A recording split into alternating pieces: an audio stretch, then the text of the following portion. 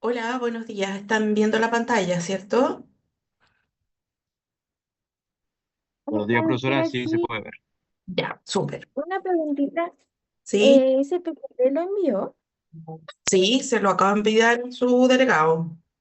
Ah, ya, no sé si nos puede dar un minutito para tenerlo, no sé si los demás lo tienen. Ah, ya lo envió, lo acabo de ver, lo envió recién.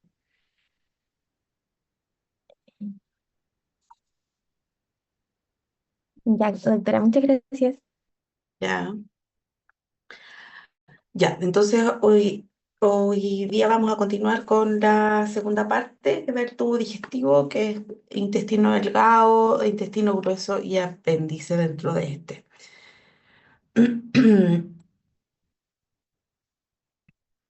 Entonces vamos a partir con lo que se refiere a la enfermedad celíaca, que afecta a duodeno principalmente. Es una enfermedad inflamatoria de origen autoinmune que produce daño de grado variable en la mucosa del intestino delgado en pacientes que tienen alteraciones genéticas eh, que van a determinar la existencia de este daño. Se desencadena por la ingesta de gluten y conlleva a mala absorción de nutrientes. O sea, el daño que produce en la mucosa es la que va a generar esta mala absorción de los nutrientes. Tiene una prevalencia a nivel global del 1% en la población en Chile, a pesar de lo limitado de nuestro estudio, entre un 0,6 a un 0,7% de la población. El gluten es un conjunto de proteínas que la poseen algunos cereales como el trigo, la cebada, el centeno, está presente en una parte importante de nuestra dieta. Destacan dentro de estas proteínas las prolaminas, que son ricas en el aminoácido de prolina. En el ambiente genético adecuado, la exposición a la mucosa intestinal de estos péptidos desencadena una respuesta inmune que está mediada por linfocitos T del tipo de fenotipo CD4. Entonces, estos van a ser los que van a provocar este daño en nuestro epitelio. Desde el punto de vista del cuadro clínico, se va a ver una presentación que es variable, desde pacientes que son asintomáticos hasta un cuadro de mala absorción hecho y derecho. No hay una correlación entre el cuadro clínico y el grado de compromiso del daño intestinal. A veces vemos biopsias que están bastante alteradas y pacientes que no tienen un cuadro clínico bien desarrollado. Hay manifestaciones menores que pudieran ser comunes a cualquier otro cuadro gastrointestinal, como la dispepsia, distensión abdominal, alteraciones leves del tránsito intestinal, anemia, fatiga, infertilidad. Por lo tanto, es un cuadro que siempre hay que tener la sospecha clínica y ante pacientes que tienen algunos de estos síntomas que son persistentes, se debe sospechar y poner en la batería de exámenes de diagnóstico algunos de los que de screening para enfermedad celíaca. Eh, y hay manifestaciones mayores dentro de esta, como el síndrome de mala absorción propiamente tal, ¿no? Con diarrea importante, con esteatorrea, baja de peso, con edema periférico por la hipoproteinemia que se produce ante la mala absorción. Desde el punto de vista del diagnóstico, hay que tener en cuenta los antecedentes clínicos, como en todos los cuadros o los pacientes que nos hemos enfrentado, los estudios serológicos, los hallazgos endoscópicos e histológicos. Es un conjunto el que nos va a ayudar a hacer el diagnóstico. Desde el punto de vista de los test serológicos, los que son más específicos, los anticuerpos antiendomicio y antitransglutaminasa tisular.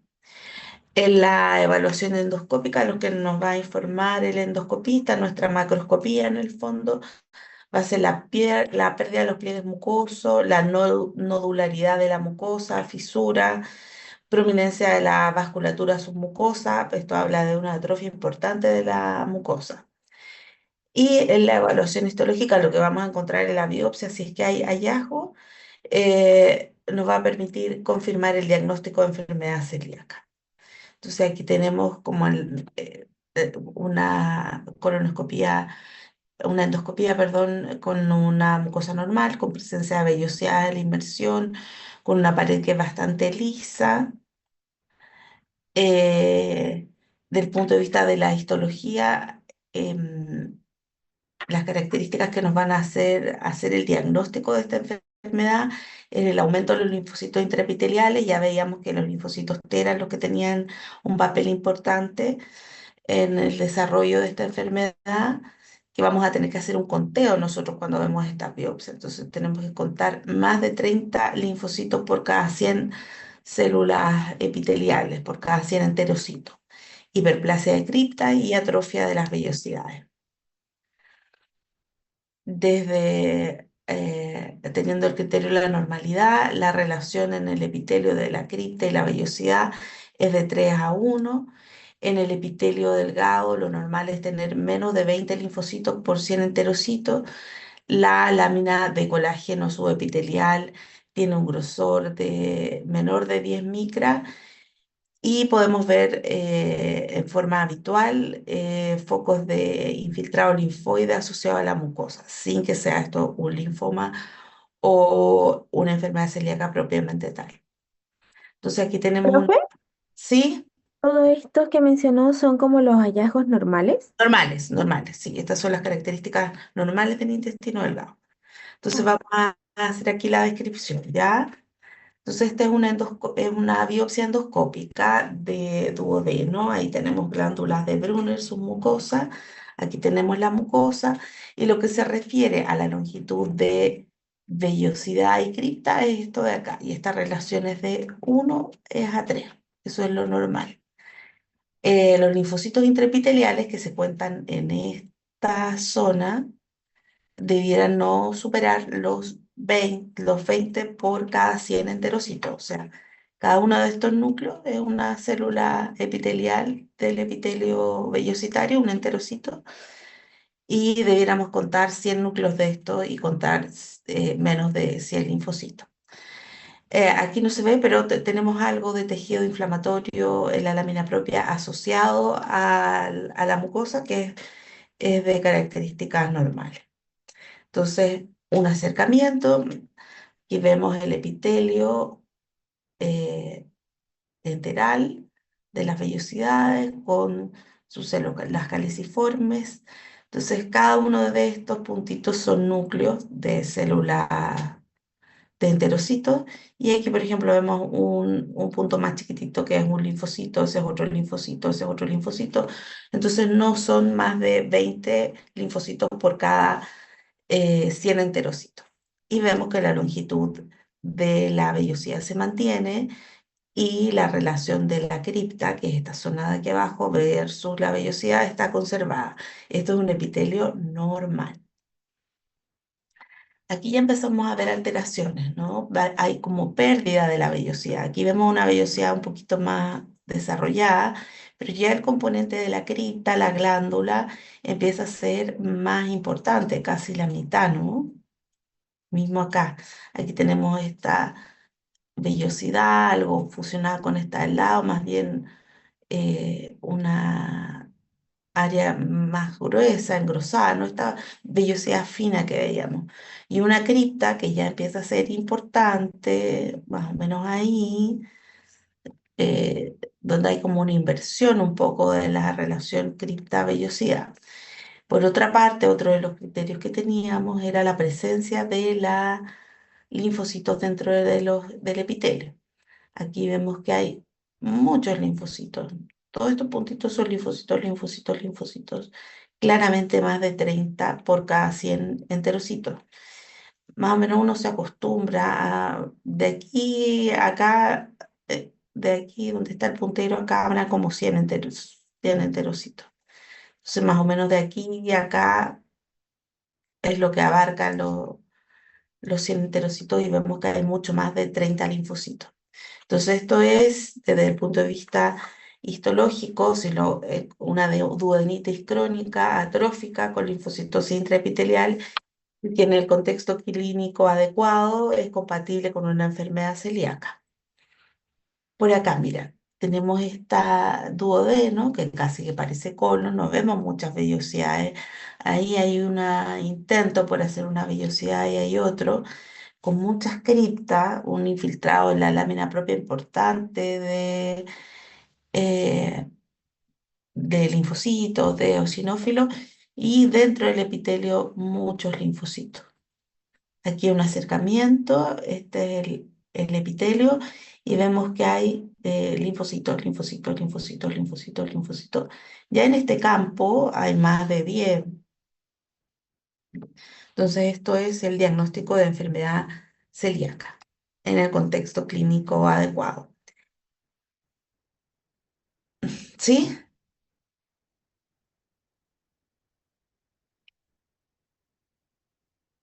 Es la base del epitelio, digamos. Entonces, histología normal, ¿no?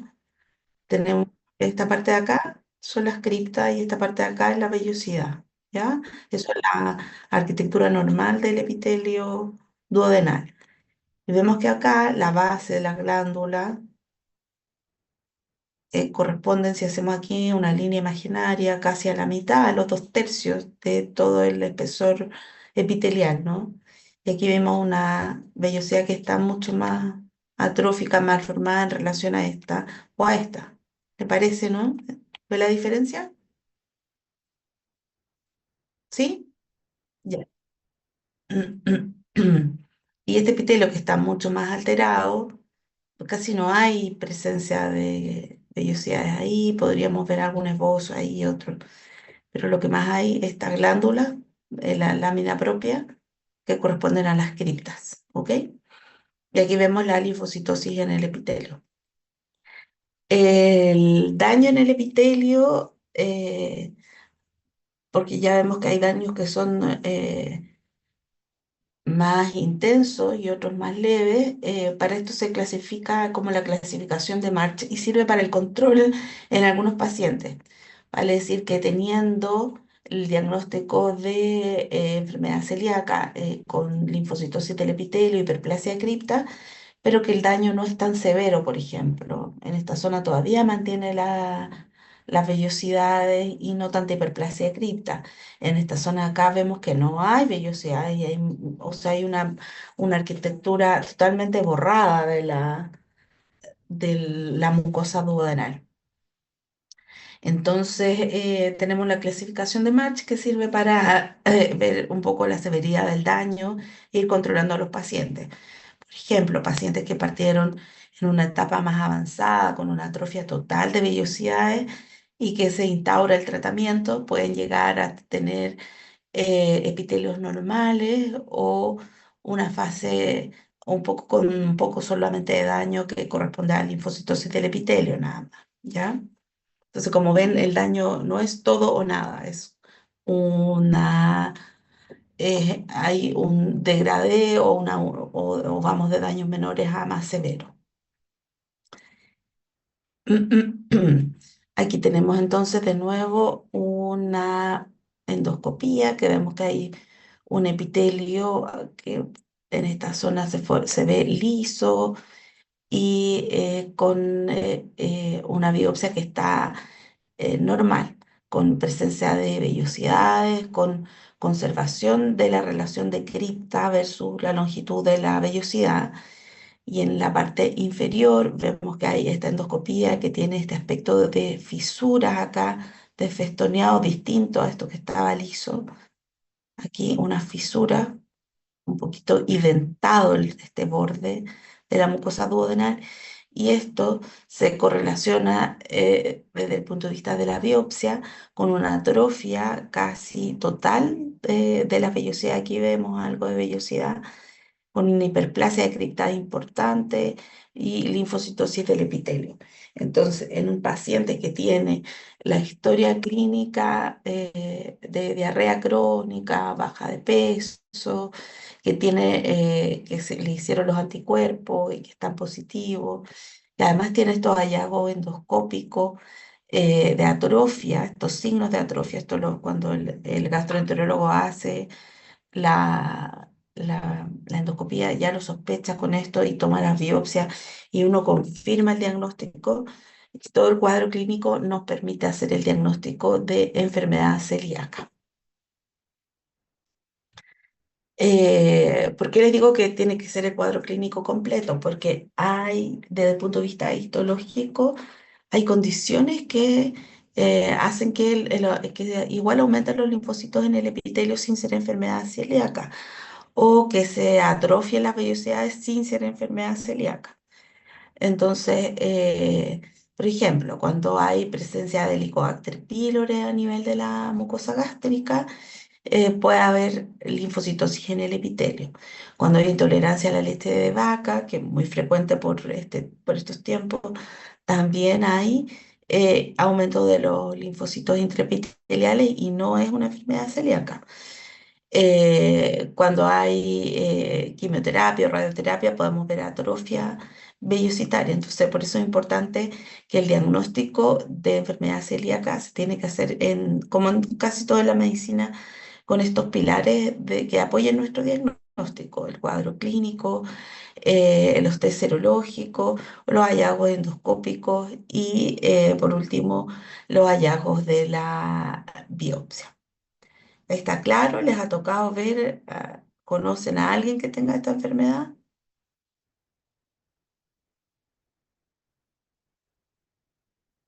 Yo no, profe. ¿No? Ya. Bueno, entonces igual es importante para que vean de repente, o hay informes de biopsia que uno dice que es compatible, pero hay que correlacionar con el resto, o a veces uno en la biopsia solo tiene linfocitos intraepiteliales en un paciente que tiene un cuadro claro que no es dudoso. Entonces tampoco uno puede hacer el diagnóstico solo con tener más de 30 linfocitos intraepiteliales, ¿no? Siempre tiene que ser una historia de correlación clínica. Entonces, ahí uno pone en una nota que la linfocitosis intraepitelial se ha descrito en la enfermedad celíaca, pero también está descrita en intolerancia a la leche de vaca, a la enfermedad a la presencia de Helicobacter pylori, y que se sugiere correlacionar con el resto de los exámenes, ¿no? Porque si tiene una clínica compatible con una enfermedad celíaca, podría terminar siendo solo una enfermedad celíaca con solo el componente de linfocitos intraepiteliales. También está descrito, ¿no? Ya. Ahora pasamos al colon con esta enfermedad inflamatoria intestinal que los va a seguir eh, durante toda su carrera porque estos cuadros clínicos son difíciles de diferenciar desde el punto de vista clínico, anatomopatológico, desde el punto de vista de la endoscopía, y también son cuadros de correlación clínica y que a veces el diagnóstico cambia en el tiempo. Ya, ya cuando vayan enfrentándose a estos pacientes se van a ir dando cuenta. La enfermedad inflamatoria intestinal es una enfermedad crónica que afecta al intestino, que está mediado por mecanismos inmunes. Los principales tipos son la enfermedad de Crohn y la colitis ulcerosa. La causa es desconocida, ambos cuadros poseen características comunes, pero también muchas diferencias. Y el diagnóstico se basa en las manifestaciones clínicas y las características morfológicas que, como vemos el paciente por parcialidades, a veces es difícil hacer el diagnóstico con todos los antecedentes. La enfermedad de Crohn. Esta enfermedad clínicamente tenemos crisis de diarrea, fiebre y dolor abdominal. Aquí la inflamación es una inflamación que es crónica, o sea, va a afectar por casi toda la vida de los pacientes.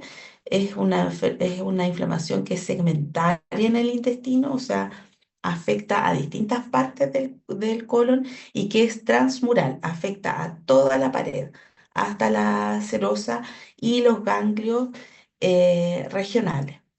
Se puede asociar a lesiones extraintestinales al ser esta una patología autoinmune, a uveitis, colangitis esclerosante y amiloidosis, como ahí aparece. Afecta a ambos sexos por igual y principalmente a adultos jóvenes, de aparición en adultos jóvenes. Desde el punto de vista de su afectación en los segmentos del intestino, afecta a ilion distal y el ciego. Eso es como lo que clásicamente se ha descrito. Menos frecuentemente el intestino delgado, colon y segmento anorrectal. El segmento que se afecta es de longitud variable y el diámetro externo está levemente disminuido porque ya dijimos que esta es una inflamación que es transmural, o sea, va a ocasionar algún cambio en la pared del colon.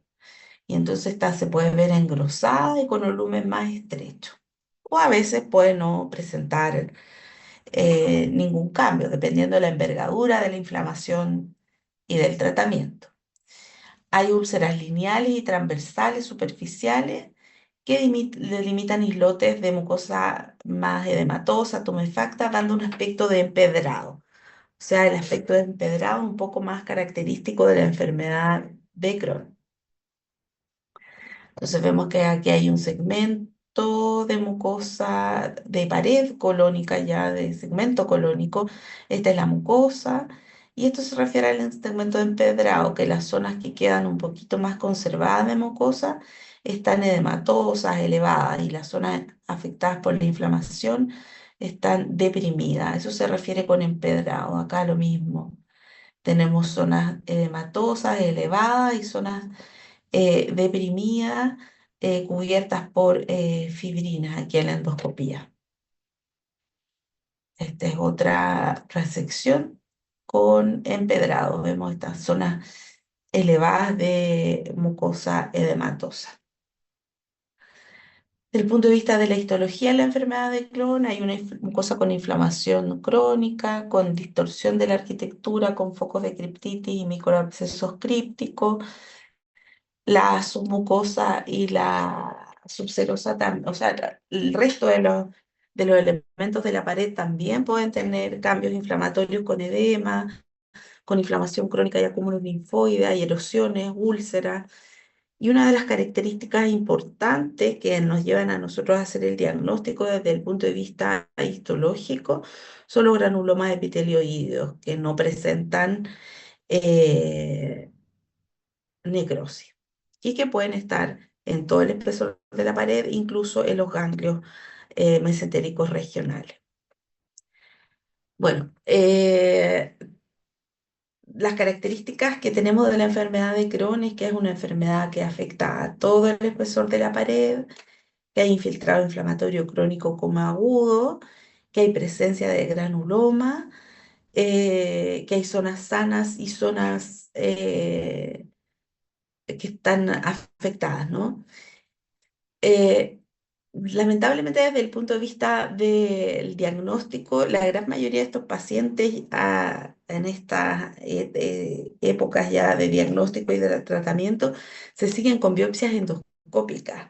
Entonces, muchas veces nosotros tenemos una visión muy limitada de estos pacientes, porque, como dijimos, al ser la afectación transmural, nosotros en la biopsia endoscópica solamente vamos a tener la presencia de la mucosa y algo de submucosa. Entonces, lo que nos va a ayudar de algún momento es lo que nos aporte la macroscopía de la endoscopía, si nos dice que es segmentaria, si hay afectación del ilion o no, si hay afectación del recto o no, cómo se veía, algunas imágenes que tenga el paciente, pero nuestro aporte va a ser un poco limitado para hacer el diagnóstico entre ambas entidades, porque, como les digo, tenemos una visión limitada al ser solamente biopsia endoscópica. Cuando tenemos la pieza quirúrgica, que es cada vez más raro con la mejoría de los tratamientos, en general no se hacen colectomías por estas patologías. Llegan, pero cada vez es mucho más infrecuente. Entonces, ya van a ser pacientes que están tratados y con el diagnóstico hecho.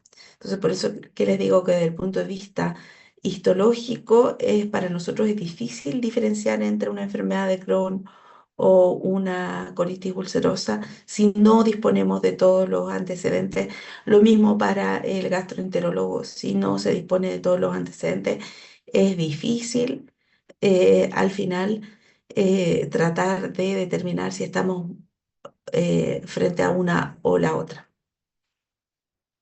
Bueno, esta es una mucosa colónica que es normal.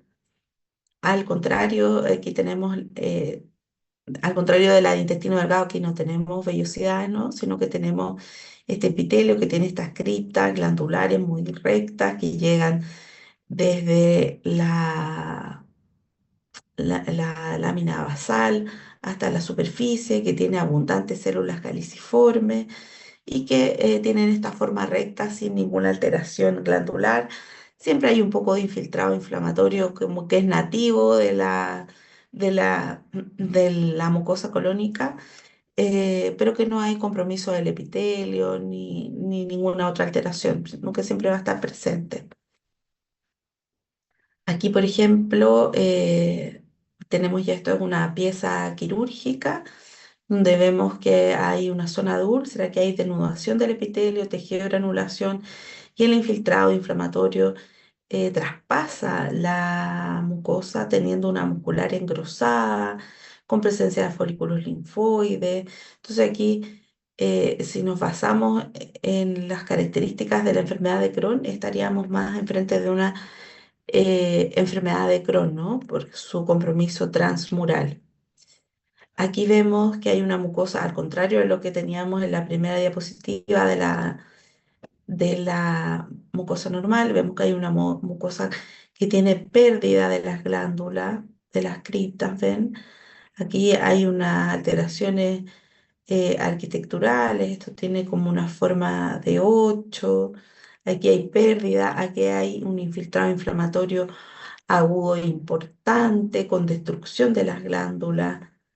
Si esta es la muscular de la mucosa, no todas las criptas llegan al fondo, hay destrucción del epitelio, hay pérdida de las células caliciformes y hay un infiltrado inflamatorio importante.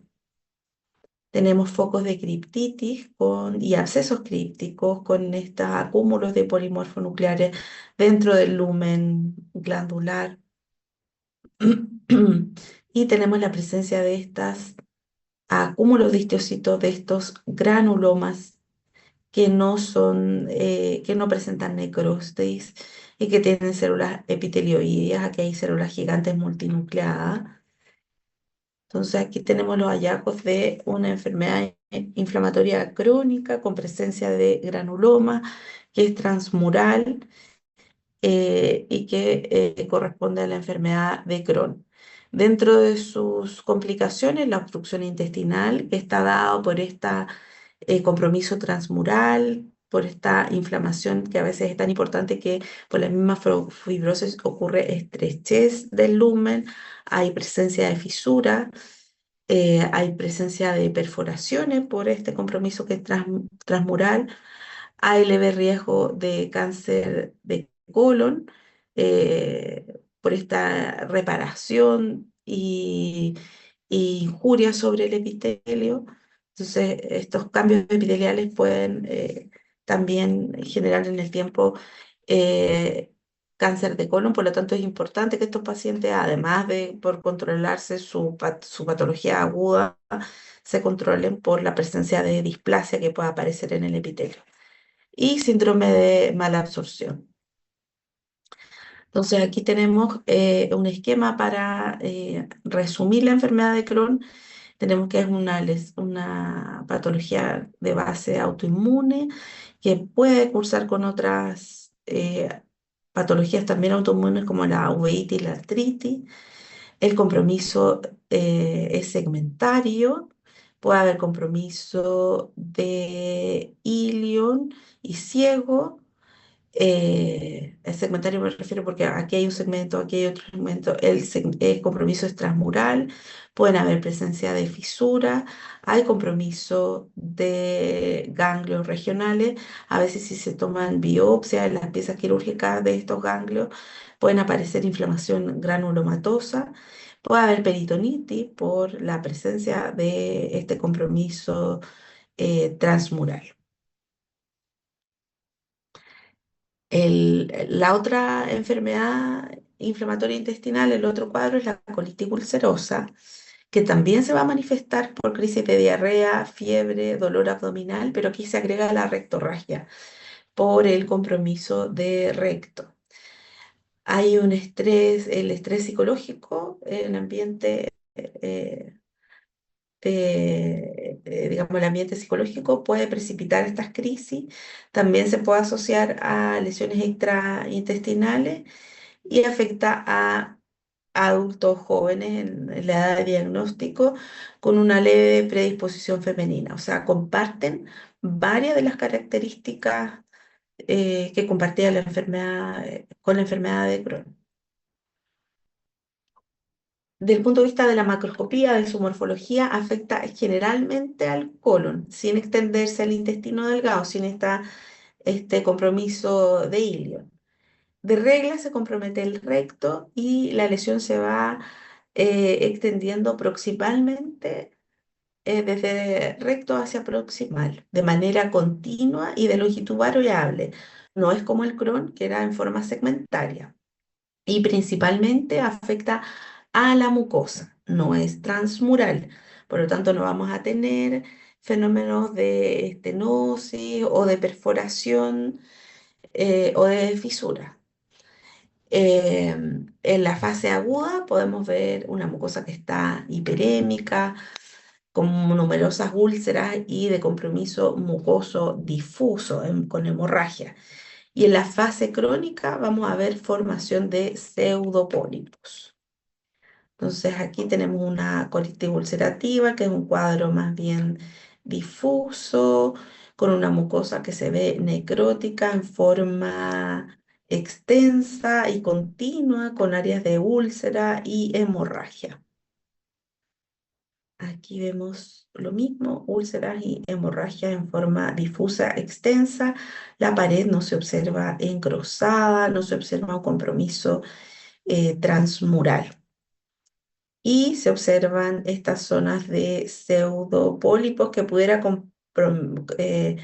confundirse con un poco con el empedrado que veíamos en las otras zonas, pero tenemos un compromiso con una pared que es absolutamente delgada, sin compromiso extramural.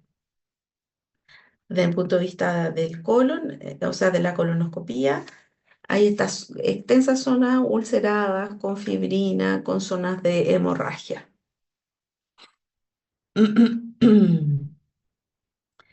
Del punto de vista de la histología, la fase activa hay una inflamación aguda de la mucosa, hay una distorsión de la arquitectura con focos de criptitis y microabscesos crípticos, hay erosiones, úlceras confluentes, y ahí pueden haber signos reparativos del epitelio.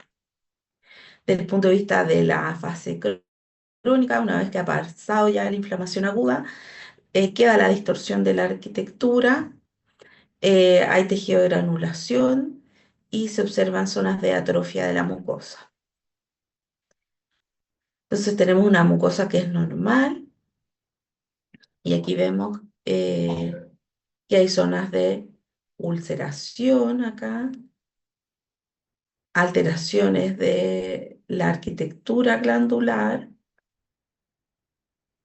zonas hiperplásicas como de pseudopólipos. Aquí vemos que hay abscesos crípticos, alteraciones glandulares, en vez de ser redondita esta glándula, tiene esta forma más bien piramidal. Aquí tenemos una glándula que está muy espalda con la otra, hay atrofia de la mucosa. Entonces, del punto de vista de la histología, los cuadros pueden parecerse mucho si tenemos una biopsia endoscópica, porque no vamos a tener la representación de la pared entera. Aquí tenemos nuevamente infiltrado inflamatorio agudo, con alteraciones eh, arquitecturales importantes, glándulas muy irregulares, aquí como una glándula bifurcada, aquí tenemos otra, hay pérdida de las células caliciformes, hay atrofia, miren esta glándula que tiene un epitelio un poco más reparativo. Aquí vemos igual pérdida de las células caliciformes, formas irregulares. Lo que no vamos a ver aquí son granulomas y mucha inflamación aguda, abscesos crípticos, aquí estos acúmulos de polimorfonucleares dentro de las glándulas.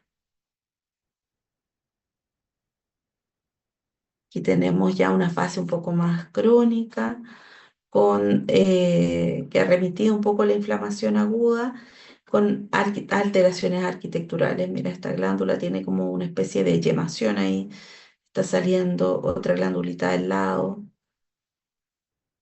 Aquí glándulas más bien dilatadas, unas más pequeñas, otras más grandes, con pérdida de células caliciformes. Entonces, esto nos habla de un daño en la mucosa, cambios reparativos, hiperplásicos de la mucosa. Y de las complicaciones, una hemorragia masiva por este daño de la mucosa, un megacolon tóxico, esto se produce por una necrosis total de la mucosa y con proliferación de microorganismos propios del colon y se produce este cuadro que termina siendo generalmente de resolución quirúrgica y tiene mayor riesgo de cáncer de colon por estos cambios reparativos del epitelio.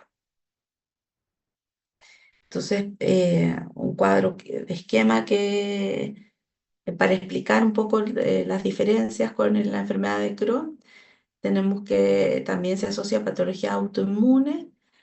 Hay respeto del intestino delgado, de ilion y ciego. Es una afectación que es mucosa, que es continua, que afecta de la región rectal hacia proximal en forma difusa. Hay numerosas úlceras, pueden haber estos pseudopólipos, eh, se produce hemorragia en forma importante. Profe, ¿Sí? es continua pero difusa. Ahí me queda la duda. No sé a qué se refiere con difusa, porque yo entiendo como continua que es como seguida la lesión en toda la pared. Sí, sí, así es. Y que sea difusa, ¿a qué se refiere? Sería como lo mismo en realidad. Que Ah, van como una al lado de la otra, no va respetando, no deja zonas sanas en el fondo. ¿Ya? ya. Gracias, profe. Ya. Eso es. Entonces, esta enfermedad inflamatoria intestinal son estas dos entidades que tienen sus diferencias, que comparten algunas formas y que en el fondo hay que verlas desde el punto de vista eh, multidisciplinaria en el fondo, porque cada especialidad tiene su aporte y que hay que tratar de resumirlas en el paciente para poder hacer el diagnóstico diferencial, si es que se puede, en ambos casos. Porque a veces en la evolutividad de estos pacientes a lo largo de los años van apareciendo algunas cosas o va cambiando un poco la forma de presentarse. ¿Por qué les digo esta forma que es como multidisciplinaria? Porque el endoscopista, está el médico tratante. A veces no es el mismo el que hace la endoscopía, a veces el radiólogo tiene otra información y por último llega la biopsia con otra información. Entonces, el diagnóstico tiene que ser en relación a toda la información clínica que tengamos, porque si tenemos infiltrados nosotros desde el punto de vista de la patología, por ejemplo, eh, esta inflamación de la mucosa con cambios arquitecturales, con focos de criptitis, con abscesos crípticos, a veces es difícil, teniendo solo eso, sin conocer todo el resto de los antecedentes, poder decir en el informe de la biopsia esto es una colitis ulcerosa o es una enfermedad de Crohn. Pero si tenemos más aportación de información clínica o que nuestra biopsia tenga, por ejemplo, granulomas, ya podemos ir definiéndonos por una o por la otra. ¿Se entiende? Ya. Vamos a pasar a los tumores del intestino grueso. La prevalencia es de un 21% en individuos asintomáticos que se realizan una colonoscopía. Los más frecuentes son los pólipos hiperplásicos y los adenomatosos, con las frecuencias que aparecen ahí. Desde el punto de vista de la clasificación histológica que tenemos, son pólipos que pueden ser inflamatorios, por ejemplo, los que veíamos en la enfermedad inflamatoria intestinal, pólipos amartomatosos de distintos síndromes genéticos, pólipos epiteliales que pueden ser hiperplásicos o adenomas, o pólipos mesenquimales, los lipomas, leiomiomas, neurofibromas o los GIS, los tumores del estroma gastrointestinal. Los más frecuentes para el beneficio de todos son los pólipos hiperplásicos. Son lesiones pequeñas de alta prevalencia, en general solamente son hallazgos, son asintomáticos.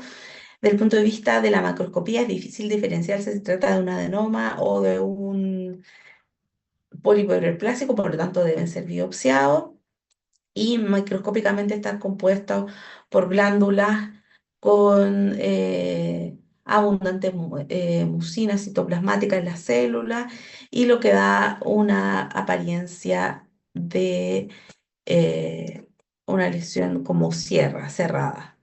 Entonces aquí tenemos la macroscopía del pólipo y en la histología podemos ver aquí hay glándulas un poco mejor conservadas del colon y aquí en la superficie tenemos estas glándulas que están dilatadas con este epitelio ahí un poco ondulado, lo mismo acá en la superficie, con aquí dilatados, con estas abundantes células caliciformes, con este espacio dilatado que probablemente si lo teñimos tengan mucina. Entonces esto es un pólipo hiperplásico. Los adenomas. Los adenomas son neoplasias intraepiteliales, una lesión precursora del cáncer. La mayoría también son asintomáticos o, dependiendo del tamaño, pueden ser causa de pérdida de hemorragia oculta en las deposiciones. La prevalencia va aumentando en los años y de acuerdo a la arquitectura de su histología pueden ser adenomas tubulares, adenomas vellosos o túbulo velloso. La macroscopía de un adenoma y generalmente tienen un eje que es central, fibromuscular, que está vascularizado. Está constituida por, si estamos hablando de un adenoma tubular, por túbulos que están irregulares y ramificados, hasta un 75%. El adenoma velloso, por el contrario, está compuesta por papilas y el túbulo velloso por una mezcla de ambos, entre túbulos y papilas. Un adenoma tubular con tubulitos, un adenoma velloso con papilitas. Cuando hacemos el diagnóstico de adenomas, tenemos que clasificar el grado de displasia que estos poseen y así se clasifican en displasia de bajo y alto grado y de acuerdo a eso van a tener un seguimiento clínico más cercano o más lejano o más lejano en las colonoscopías. Como ya dijimos, los adenomas son lesiones precursoras del cáncer colorectal. El riesgo de malignidad va a depender del tamaño que tenga el pólipo, del patrón arquitectural y del grado de displasia. Entonces, un pólipo de mayor riesgo, pues, en general, son los adenomas vellosos de más de 4 centímetros con displasia de alto grado. Entonces, generalmente si tenemos pacientes con estas características, el seguimiento clínico y con colonoscopía va a ser mucho más seguido si no tienen esas características. Entonces, un esquema para mostrar la secuencia de adenoma y carcinoma. El adenoma velloso, que si es de tamaño grande, y tiene displasia de alto grado, puede terminar desarrollando un adenocarcinoma de tipo papilar. y el adenoma tubular eh, puede desarrollar un adenocarcinoma tubular de manera inicial, puede estar presente solamente en su porción mucosa o ya después ser infiltrante hacia el resto de las capas del colon, dependiendo de cuánto tiempo le vamos a dar, ¿no? Hay síndromes polipósicos que disponen al cáncer de colon y recto y son los que están descritos ahí. En general son mutaciones genéticas hereditarias, son en general familias que son conocidas, que pueden presentar múltiples pólipos en el intestino con distintos grados de displasia y que si se dejan en el tiempo van a desarrollar carcinoma. Generalmente estos pacientes terminan por hacer colectomía en forma profiláctica o, dependiendo del número de pólipos que tengan, la resección de estos pólipos. O sea, aquí tenemos un colon, hay una resección colónica donde vemos más de 100 pólipos de distintos tamaños y probablemente con distintos grados de displasia del epitelio y algunos, ¿por qué no?, con desarrollo ya de carcinomas intraepiteliales. El cáncer de colon es la segunda causa de muerte en Estados Unidos.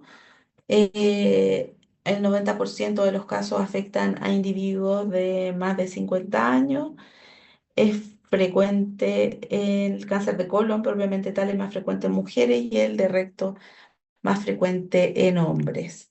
En cuanto a los factores de riesgo, la dieta rica en grasa, síndrome hereditario, la poliposis del colon, la enfermedad inflamatoria intestinal, como veíamos ya en los casos pasados. Desde el punto de vista de la patogenia, sobre esto hay pero muchos estudios, cada día aparecen más y más mutaciones, tratando un poco de ubicar la causa y dar en el tratamiento del cáncer de colon, pero en forma muy general para el cáncer de colon que es no hereditario, hay tres mecanismos diferentes moleculares que han sido identificados en su desarrollo y que son las vías que aparecen ahí descritas de inestabilidad cromosomal, de inestabilidad microsatelital y la vía de metilación de los islotes CpG. Pero a modo muy genérico, estos tres mecanismos van a actuar sobre lo que es el ciclo celular y los distintos vías de regulación de en lo que son los genes supresores de tumores, protoncogenes, genes reparadores del DNA, etcétera. Entonces, la inestabilidad cromosomal explica el 60% de los cánceres de colon esporádicos y que se originarían en pólipos adenomatosos ya existentes. Se caracteriza por una secuencia acumulativa de alteraciones genéticas en los genes que controlan el crecimiento celular, como ya les había mencionado, los genes supresores de tumores, los protogenes y genes reparadores del ADN. Y aquí tenemos algunos de estos nombrados, el APC, el P53, el P16, que controlan negativamente las vías que promueven el crecimiento celular y las mutaciones que se adquieren en esto llevan a la inactivación de su función, por lo tanto, al crecimiento acelerado y a que estas células entren en activación del ciclo celular y crezcan en forma descontrolada. Está descrito los protoncogenes, el Carras, fundamentalmente las vías que promueven el crecimiento y proliferación celular, y las mutaciones adquiridas llevan a la activación de su función, a que las células crezcan y proliferen sin control.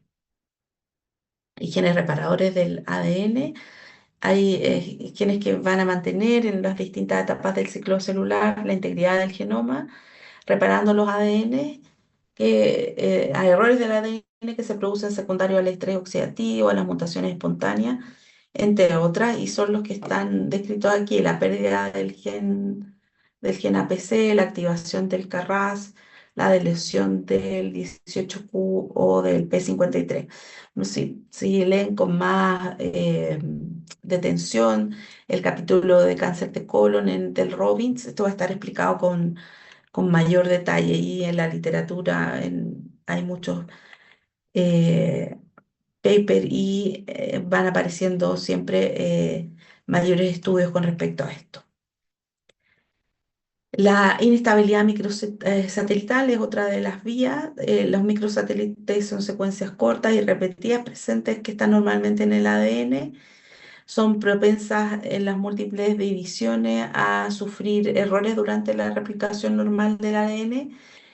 Y cuando ambas copias, y estos son los genes que están descritos, y si ambas copias de estos genes se inactivan, los errores de de la replicación no se reparan y se ve reflejado en mutaciones, en las mutaciones de microsatélites.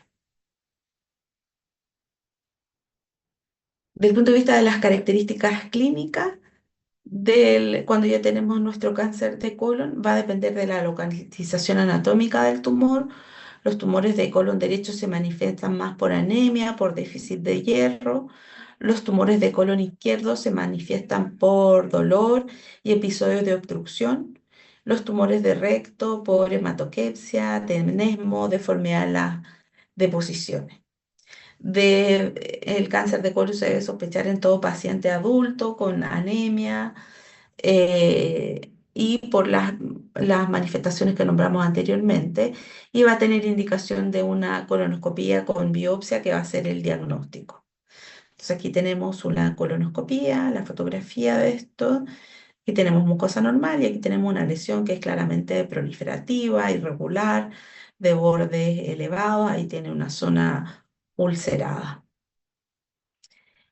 El 50% se localizan en recto sigmoides, los carcinomas de colon derecho son más polipoides, los de colon izquierdo son más anulares estenosantes y los de recto son ulcerados. Entonces aquí vemos los de derecho polipoide, izquierdo más bien obstructivos y los de recto ulcerados. Este es un cáncer en el ciego, aquí tenemos ilion distal, esto es ciego y aquí vemos esta lesión que está, que aquí se ve negruzca, pero aquí tiene unas zonas un poco elevadas, otras deprimidas.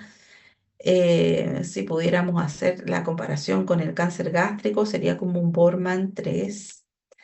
Aquí tenemos otra lesión, otra resección de colon en su porción central, esta es la mucosa normal. Y aquí tenemos esta lesión de bordes irregulares, elevados y centro deprimido necrótico, un cáncer de colon. Aquí tenemos el cáncer de colon acá y estas lesiones precursoras, los pólipos, ¿no? Ahí tenemos un pólipo, aquí tenemos otro pólipo y el cáncer de pólipo elevado aquí, enrojecido. Ya la pieza está fijada, aquí vemos el colon que está normal aquí y en esta zona de acá, esta área donde se pierde el patrón de la mucosa, con zonas mamelonadas, aquí hay afectación de todo el espesor de la pared. Si ustedes ven aquí la pared, la mucosa, la muscular de la mucosa, la serosa, y aquí vemos que hay una pérdida de la arquitectura por esta lesión ahí blanquecina que deforma toda la pared. Aquí en áreas elevadas, aquí con zonas más hemorrágicas, las más negruzcas. Aquí tenemos un cáncer de recto, mucosa normal en esta zona, un poco más enrojecida. Aquí tenemos un área ulcerada, deformada y ya con áreas de perforación. Desde el punto de vista histológico, la mayoría son adenocarcinomas. Dentro de esto, el adenocarcinoma mucinoso hay un subgrupo, hay también un carcinoma de células en anillo de sello. Lo clasificamos además desde el punto de vista de la histología como poco diferenciado, si no forma tantas glándulas, si tiene un patrón sólido, moderadamente diferenciado, si hay estos patrones entre glándulas y sólidos, y bien diferenciados cuando tenemos solamente diferenciación glandular.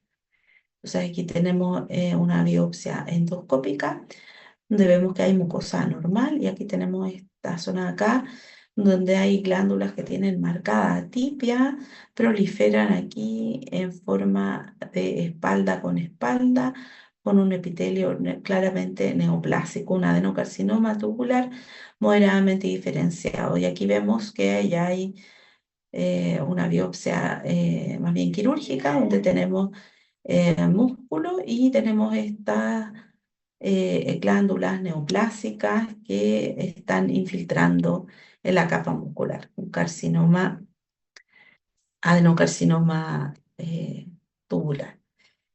El pronóstico va a estar relacionado con la profundidad en la pared del intestino, la presencia o compromiso de los ganglios y el desarrollo de metástasis a distancia, o sea, el TNM. Eh, También se ha visto desde el punto de vista clínico que los niveles de carcinoma embrionario se correlacionan con el riesgo de recurrencia en pacientes que han sido ya tratados. Entonces aquí tenemos el TNM del cáncer de colon, donde T1 con una infiltración hasta la submucosa, con una sobrevida mayor del 95%, y aquí tenemos el T3 que llega hasta, atraviesa la muscular de la mucosa. Y aquí están los estadios, el estadio 1 con muy buena sobrevida, el estadio 4 con sobrevidas mucho menores, menor del 5%, pero aquí ya tenemos que los pacientes tienen metástasis a distancia. De los predictores de mal pronóstico, la presencia de ganglios regionales comprometidos y el número que estos sean, mayor de 4 generalmente cambian ya de pronóstico.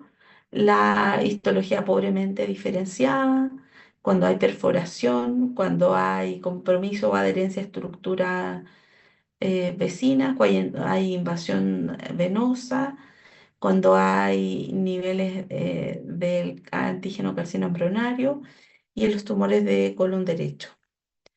Se disemina inicialmente por los ganglios linfáticos regionales, después por vía hematógena al hígado, en las etapas más avanzadas, pulmón, ganglios supraclaviculares, hueso y cerebro.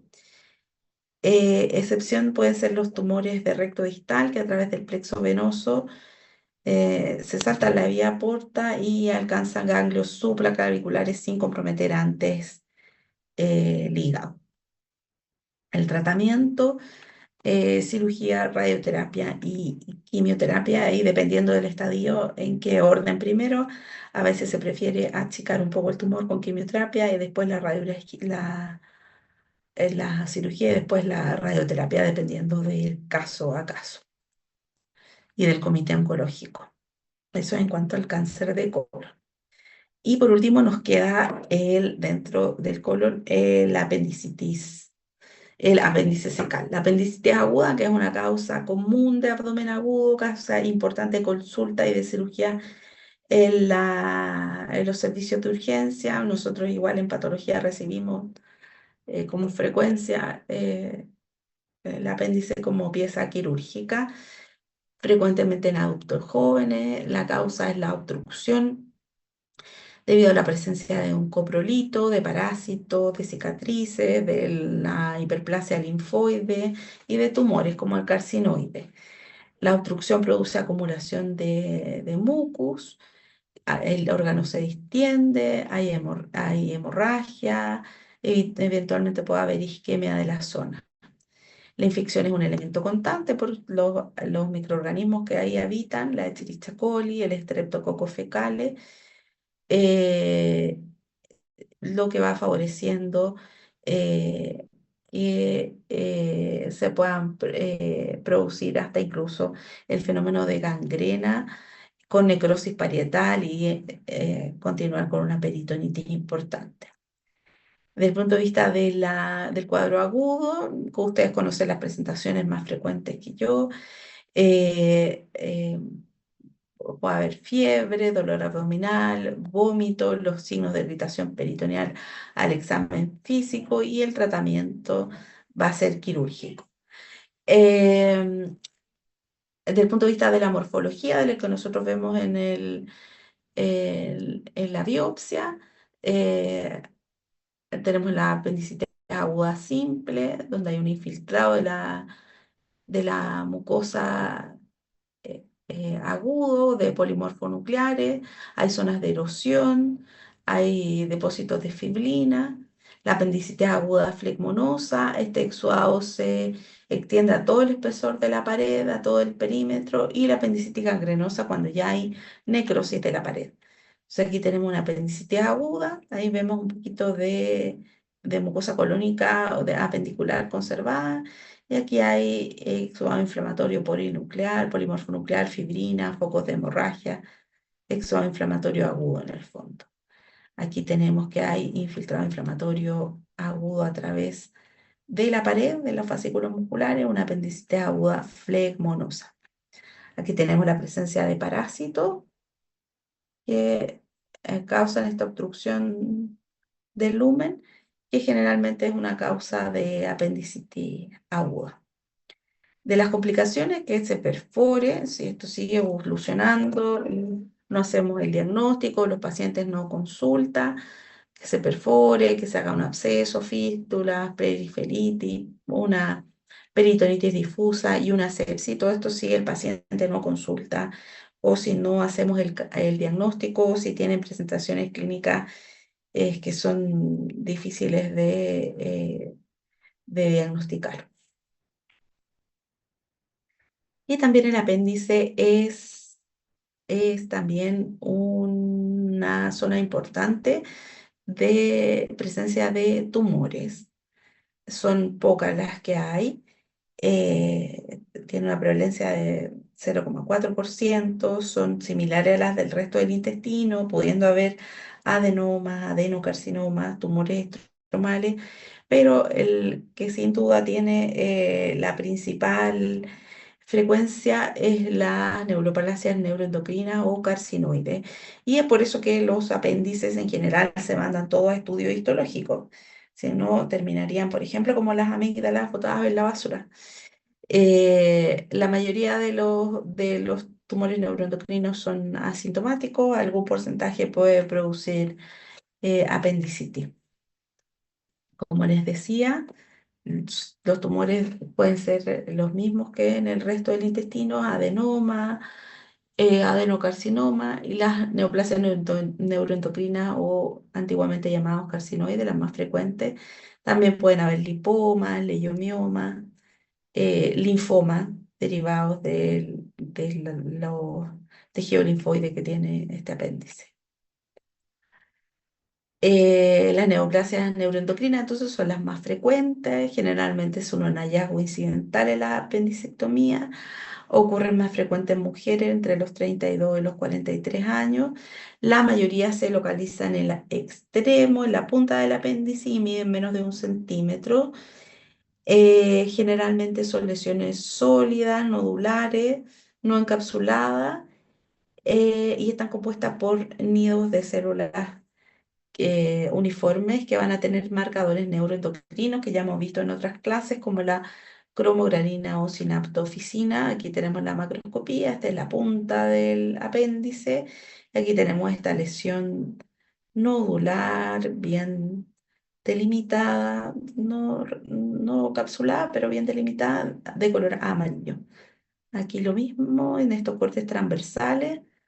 Aquí está la pared y en esta zona vemos este nódulo amarillo, ahí bien delimitado, que con la histología podemos ver que corresponden a estas células que se disponen en niditos.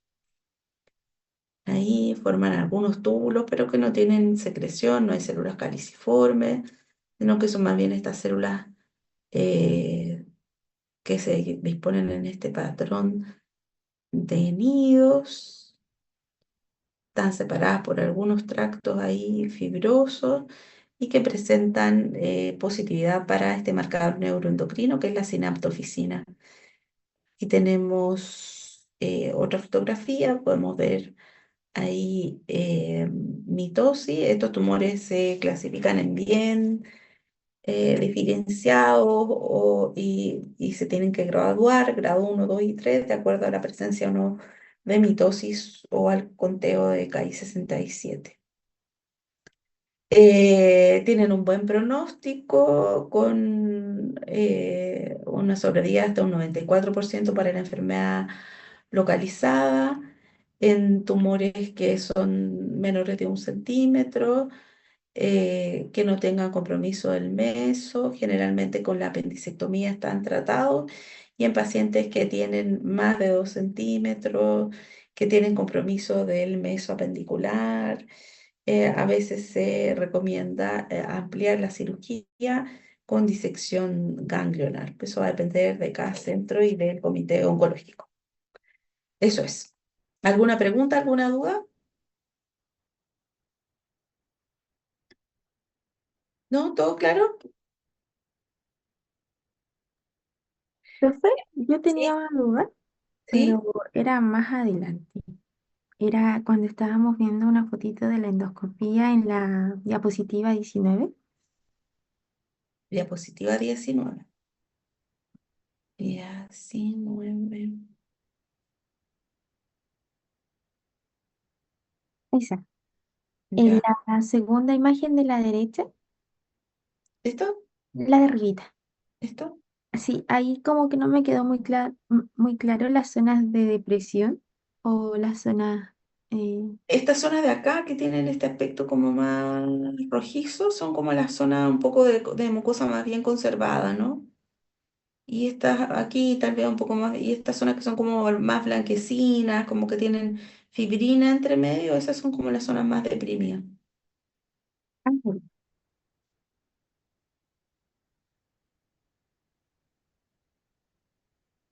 ¿Alguna pregunta, alguna otra duda? Por mi parte, no. ¿No? Gracias. Ya. Vamos a descansar 5 minutitos y volvemos con los casos clínicos que los vamos a desarrollar en conjunto, ¿ok? Ya que vimos las clases, está como encima y la otra no todas asistieron, así que la otra la resolvemos en conjunto, ¿ya? A ver, espérenme, déjenme ver la hora, son las 10:50. A las 10:55 volvemos, ¿ya? 5 minutitos. Bueno, Ya, profe. ya.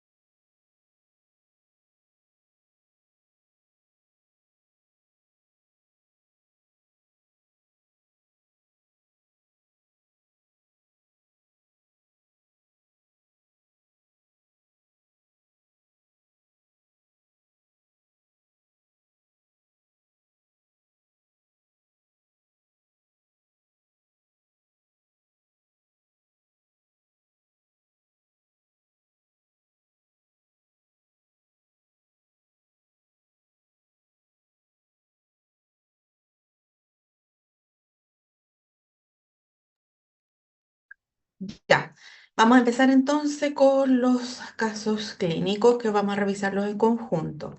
Esta es una mujer de 27 años que desde hace 5 meses refiere dolor abdominal, diarrea crónica, baja de peso importante y edema de extremidades inferiores. Tiene un hemograma con 3.500 glóbulos blancos, un hematocrito de 33, una hemoglobina de 10 y una protrombina de 65% con una albúmina plasmática de 2 gramos. Se solicita endoscopia digestiva alta con toma de biopsias con los siguientes hallazgos.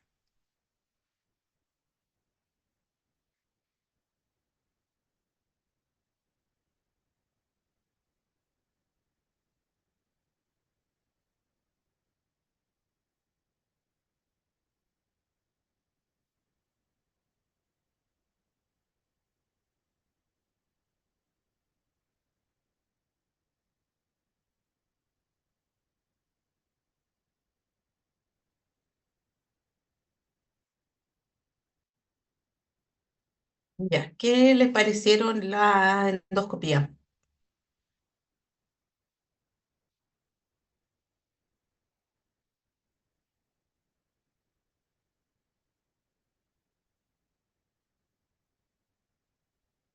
Bueno, ninguno de nosotros aquí es endoscopista, ¿no? Pero lo que llamaba la atención, que es que a nivel aquí, esto podría ser el duodeno y tiene como estas incisuritas, ¿no?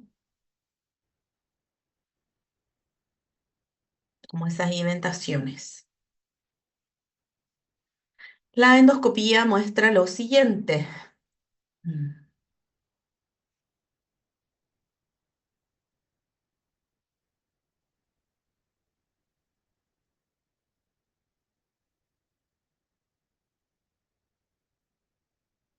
¿Alguien quiere describir, decir lo que encuentran ahí? Estas las vimos ahora durante la mañana.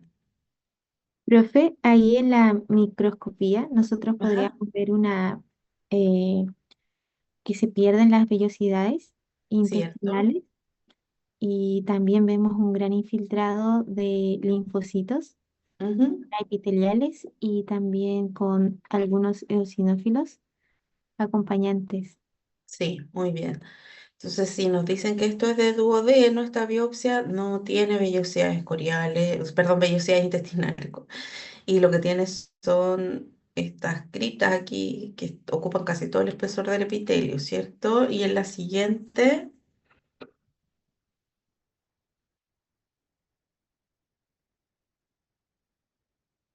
en otra área se vería como lo mismo, ¿no? Que hay con las vellosidades un poquitito representadas, pero claramente atrofitas, más anchas. Las criptas están hiperplásicas. ¿Y qué es lo otro importante dentro del epitelio?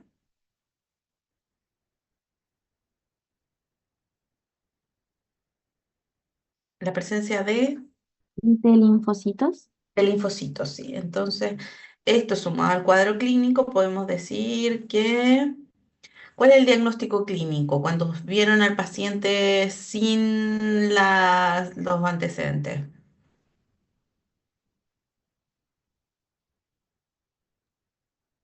Cuando tenemos a una paciente que está baja de peso, anémica, con hipoproteinemia, con edema de extremidades inferiores, ¿cómo se llama ese cuadro? Podría ser un síndrome malabsortivo. Eso, un síndrome de mala absorción. Y del punto de vista ahora histopatológico, de la biopsia. La enfermedad de Crohn. O Mm. sea, no, ay, me confundí. La primera que vimos, la enfermedad La celíaca. enfermedad celíaca, ¿cierto? Esta que afecta al duodeno. Sí, entonces tendríamos una enfermedad que podría ser compatible con una enfermedad celíaca, ¿no? Juntando con el cuadro clínico del paciente. ¿Y qué exámenes le faltan a esta paciente para hacer el diagnóstico de lo que vimos hoy día de la mañana? A ver, ¿alguien más que estuvo en la clase? O pues, si había varios. ¿Qué otros exámenes le pediríamos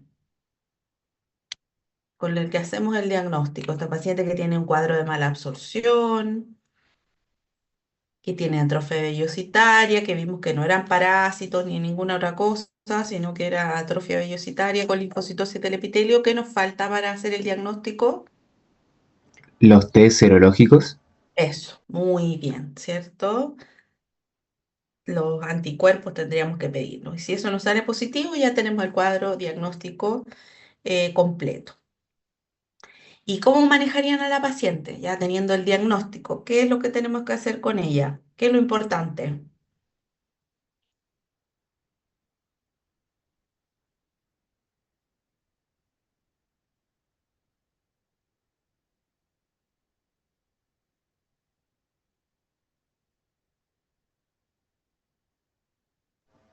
¿Usted se refiere a hacer como la clasificación de Marsh, así para hacer el seguimiento clínico? Del ¿O punto de vista dieta? clínico, ¿qué harían con la paciente? Ya tienen el diagnóstico, ¿qué harían con la paciente? Una indicación nutricional sería suspenderle el gluten. Eso, muy bien, porque esa es la causa de su patología, pues fuera de todos los suplementos que tendríamos que darnos de aquí a que la enfermedad, porque en el fondo retiramos lo que produce la enfermedad y los síntomas van a ir bajando, pero en el intertanto deberíamos suplementarla con fierro, con proteína y retirar el gluten de la dieta, ¿cierto? Porque esto es de alergia al gluten. Muy bien, vamos con el próximo caso. Este es un paciente de 51 años que ingresa a la urgencia por compromiso en estado general, por dolor del estómago, por baja de peso progresiva, que ha sido objetivada de 15 kilos hace 7 meses. Cuando le preguntan dirigidamente, el paciente refiere vómitos explosivos, postprandiales en las últimas 2 semanas, desde sólido hasta líquido. Y estuvo en control con gastroenterólogo por dolor abdominal hace un par de años, pero dejó de asistir. Si lo examinan, aparece pálido, deshidratado, enflaquecido, pesando 60 kilos y 1,75 m de altura, con una presión arterial de 90 por 60 y pulso de 100 por minuto. En el examen físico se palpa un nódulo de 2 centímetros de consistencia firme supraclavicular izquierdo. Y hay dolor a la palpación en el epigastro sin masa, sin otra descripción. De los exámenes que se le hacen, un hematocrito de 20%, una hemoglobina de 8 gramos, una VHS de 13 milímetros por hora. Y RH positivo del grupo A2. En la endoscopía hay un estrechamiento que es difuso, severo del lumen gástrico, con rigidez de la pared, sin peritactismo. No se logra tomar biopsia. Y en la radiografía con contraste hay una deformidad de paredes gástricas en ambas curvaturas con disminución del paso del contraste. Entonces se decide hacer una laparotomía exploradora donde se le hizo una gastrectomía total y una linfadenectomía. Esa es la pieza.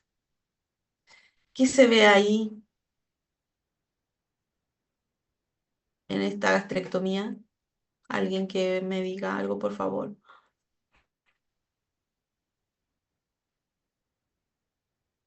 Profe, ¿se ven como ¿Sí? estas piedritas que describimos?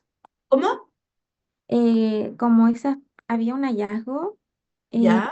que era, ay, que era como con forma de piedras. ¿El empedrado? ¿Sí? Podría ser, pero no es típico de lo que estamos viendo. Ah, ya, es Pero que, podría ser esa imagen, pero no es típico. Lo que se ve es que más que la piedrita igual se ven grandes irregularidades en la pared, así como crecimientos muy irregulares que no tienen forma como bien definida. Claro. Y que está en toda la pared, ¿no? Claro, toda la pared está comprometida, no tienen Eh, forma, no están delimitados, entonces, claro, si uno tuviera que hacer todo un estómago y decir que tiene un tumor del tipo o algo, no, ¿de qué? ¿No podría decir como la clasificación de los tumores?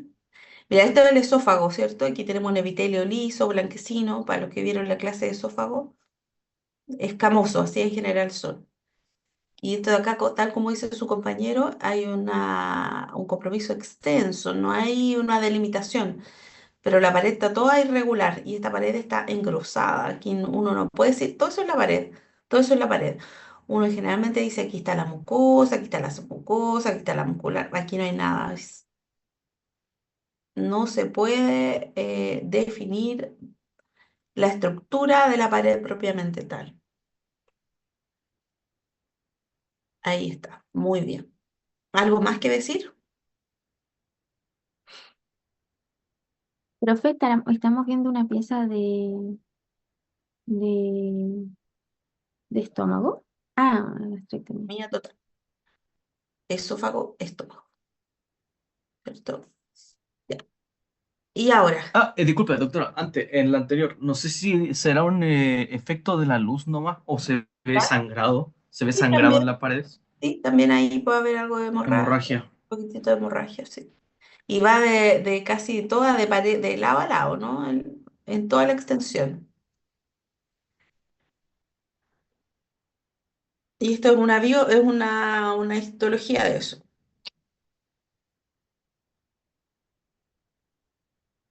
Esto es de la clase del martes. Esos apuntes igual yo los entregué y ya hemos visto casos parecidos a esto con un paso práctico que tuvimos. ¿Qué es eso? Son células en anillo de sello. Sí, así es, ¿no? Tienen el citoplasma rechazado, el citoplasma vacuolado y el núcleo rechazado hacia la periferia. Células en anillo de sello. Entonces, ¿cuál es la hipótesis diagnóstica de cuando nos acercamos al paciente? En primera, antes de la cirugía ni nada de eso. Cuando leímos la historia del paciente. Es un paciente que estaba enflaquecido. ¿Qué más tenía?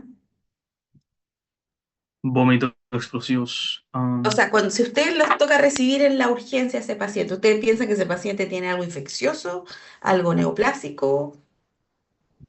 Eh, Inicialmente, perdón. de verlo, eso, inicialmente. Inicial, la sintomatología inicialmente, en particular el hecho de que haya estado vomitando profusamente y que esté hipovolémico con signos de hipovolemia, me Ujú. llevaría a pensar a alguna causa infecciosa, una infección gastroentérica, pero Ya, con la adición del nódulo clavicular izquierdo, inmediatamente ya tiene que ser una alarma para pensar en una causa neoplásica. claro, ¿cierto? Y más la baja de peso que teníamos que la habían objetivado, digamos, porque a veces la gente dice, voy, parece que bajo de peso, parece que no. Pero ellos decían claramente 15 kilos en 7 meses. Y como, tal como dices tú, ese nódulo supraclavicular, eso, en el fondo lo que hay que ir a descartar es que es neoplásico, ¿no? Y así que lo que se hizo fue lo que tenía que hacerse. Primero ir a tratar de hacer el diagnóstico de forma endoscópica, de menos invasivo hasta más invasivo. Entonces, el primer enfrentamiento, como dijo su compañero, es más bien una causa neoplásica, ¿no? Y ahora que ya tenemos los hallazgos morfológicos, ¿cuál es el diagnóstico? Adenocarcinoma gástrico. Muy bien. ¿Qué más detalles podríamos decir de este adenocarcinoma gástrico? Poco diferenciado con célula en anillo sello. ¿Y de la clasificación morfológica, a qué corresponde esta morfología?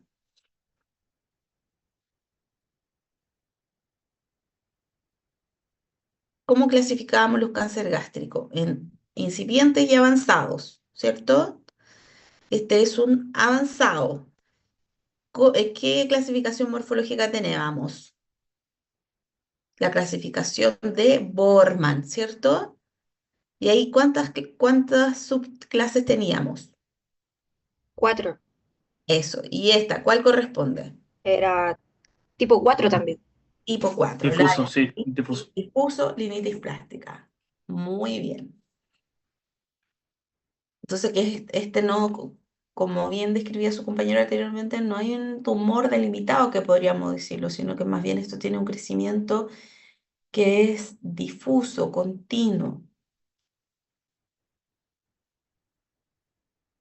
aunque generalmente estos tienen esta histología, este crecimiento que es infiltrativo por células individuales neoplásicas de estos hallazgos. Citoplasma vacuolado, núcleo rechazado, y que como ya les decía yo en las clases, los patólogos siempre tratamos de encontrarle parecido a algo de la vida normal. Anillo de sello, ¿ya? ¿Qué factores de riesgo clínico reconocen este paciente? Que este paciente tenía como para tener su cáncer gástrico. La baja de peso. Mm. El nódulo que sugiere que hay riesgo de metástasis. Sí. Profe, ¿eso sería una lesión precancerosa o es la evolución de esta lesión? ¿Cuál? ¿Lo de la pieza propiamente tal? Sí, sí. No, ese es el cáncer infiltrado, es un cáncer avanzado y es la lesión propiamente tal.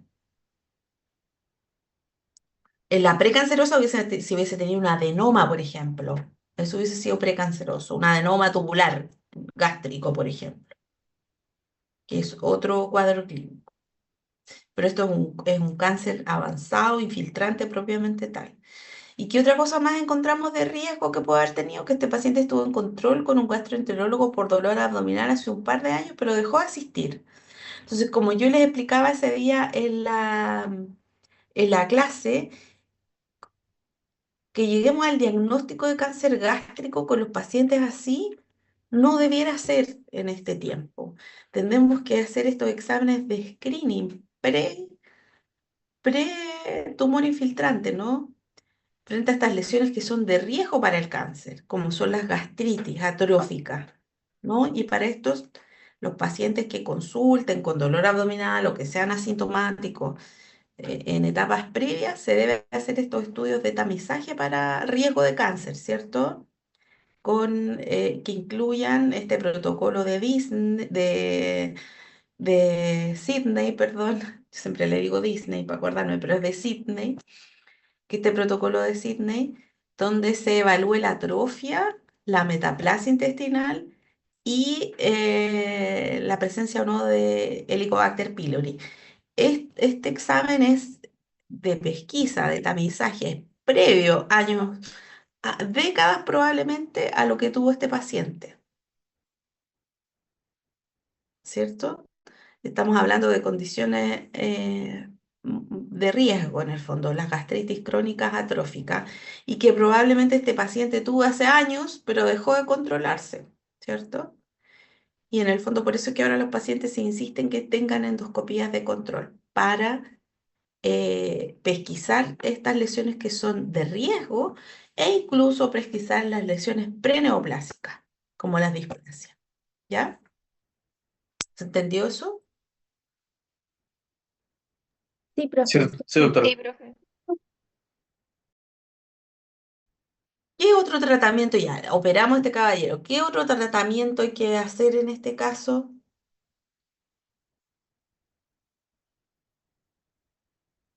Generalmente estos pacientes que tienen cáncer avanzado hay que agregar quimioterapia o radioterapia además, ¿no? Pero eso es a modo de cultura que tienen que tener y de conocimiento de las otras especialidades, ¿no? En los comités oncológicos se deciden. Es más, ahora lo que se está haciendo es que se hace quimioterapia neoayudante, se reduce el tamaño tumoral y después se hace cirugía o si hay, dependiendo de las condiciones del paciente, no se hace cirugía, digamos, se queda solamente con ese tratamiento. Muy bien, entonces repasando esto, este es un cáncer gástrico avanzado, un tipo macroscópico Borman 4, difuso, y de histología es un adenocarcinoma poco diferenciado con células en anillo de sello. Ya.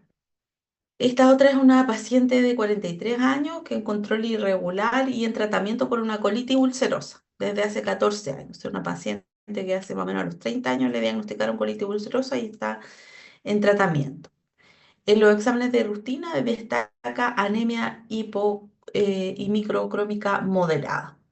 Interrogada dirigidamente, refiere que ha tenido baja de peso, hay compromiso en el estado general, dolor abdominal inespecífico del flanco izquierdo, distensión abdominal y ocasional sangrado leve eh, por deposiciones desde hace 4 meses. O sea, cuando tiene deposiciones, tiene sangrado, además. Se rescata de la ficha que la paciente se biopsió años atrás, uno de tres eh, pólipos que tenía del colon izquierdo y qué es lo que aparece aquí. Entonces aquí tenemos la colonoscopía donde hay una lesión polipoide que tenemos esta biopsia y esta biopsia corresponde a un adenoma con displasia de bajo grado, además de su colitis ulcerosa que está en tratamiento. Entonces se le solicita una endoscopía digestiva baja con los antecedentes de la colitis ulcerosa y de este sangrado que ha tenido y esta distensión abdominal, donde se toma esta biopsia y que hay esta lesión infiltrativa, neoplásica.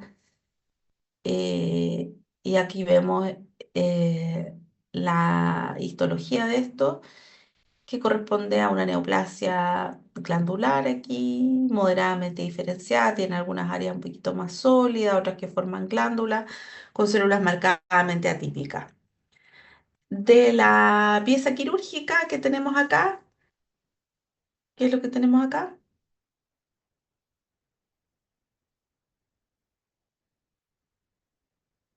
Una pieza, un colon, donde tenemos aquí que hay una lesión tumoral neoplásica aquí. Si tuviéramos que clasificarla, probablemente como los Borman, sería entre un Borman 3, un Borman 2, que está elevada, con algunas áreas deprimidas irregulares, un Borman 3, aquí tiene un pólipo, aquí tiene otro pólipo, aquí tiene otro pólipo. De la histología podemos ver el desarrollo de este adenocarcinoma y infiltrando ya en la capa muscular propiamente tal. Estas fotos estaban en la clase.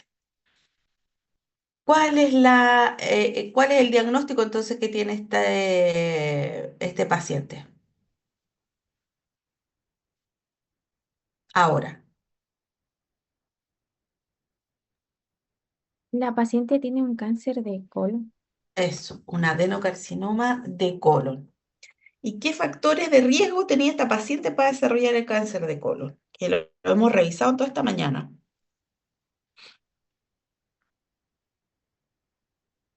La presencia de los... El, Eso. sí, la colitis ulcerativa que se cronificó. Sí, cierto.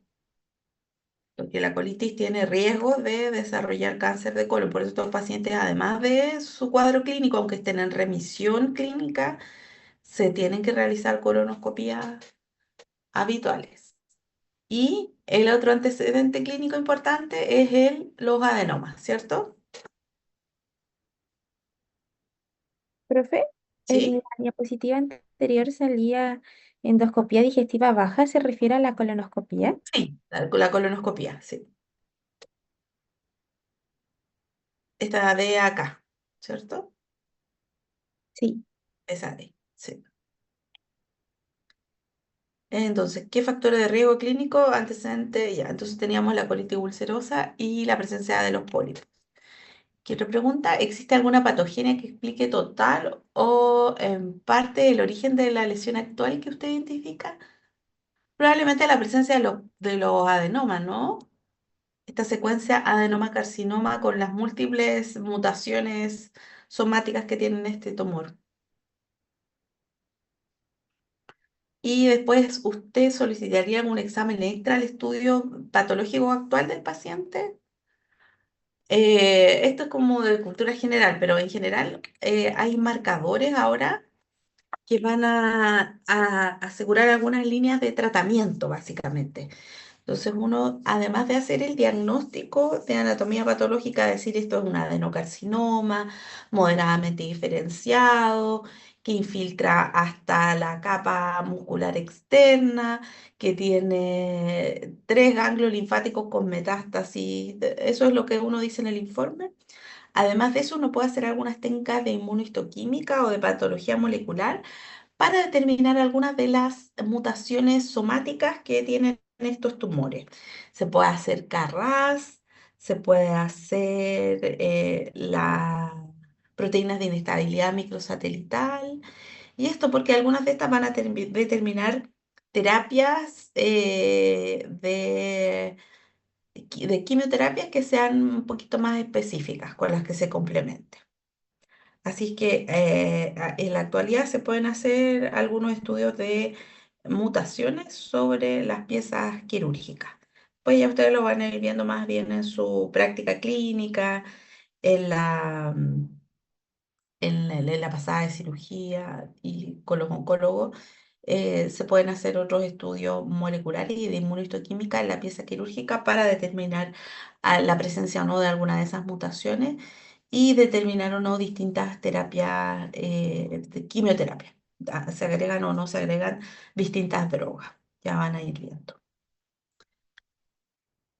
¿Qué tratamiento se agregaría a esta paciente? Probablemente, de acuerdo a lo que nos dé las quimioterapias, dependiendo de qué mutaciones tenga o no, se determinarían los distintos esquemas de droga.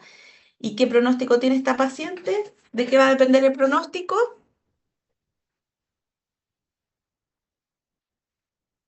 De las complicaciones. Ya. ¿Y qué más, qué otra cosa más nos va a dar el pronóstico? Del mismo cáncer en general. ¿Qué otra cosa? Ah, la aparición de metástasis. De metástasis, ¿cierto? La infiltración vascular, si tenemos infiltración vascular, si hay metástasis, cuánto infiltra porque si no tiene infiltración de la mucosa ya está en otro estadio, ¿cierto? Todo lo que nos permite hacer el TNM de esta paciente. Entonces, si vemos que es una paciente que no tiene metástasis, que tiene infiltración de la muscular de la mucosa solamente, que no hay infiltración vascular y que es moderadamente diferenciado, va a tener mucho mejor pronóstico de una paciente que tenga metástasis ganglionares, que esté perforado, que tenga compromiso de estructuras vecinas, ¿ya? Y eso sería, ahí ya terminamos con los casos clínicos. Entonces, el próximo martes tiene la prueba de las primeras unidades, ¿no? De patología general, el martes. Sí, profe. Y el sábado tendrían clases de hígado y vesícula biliar con la doctora Gutiérrez, ¿ok? ¿Y todavía siguen en paro? ¿No? ¿Se acabó? No No, saben. Eso profe. es el Seguimos en momento. paro. Vamos ¿Siguen? hasta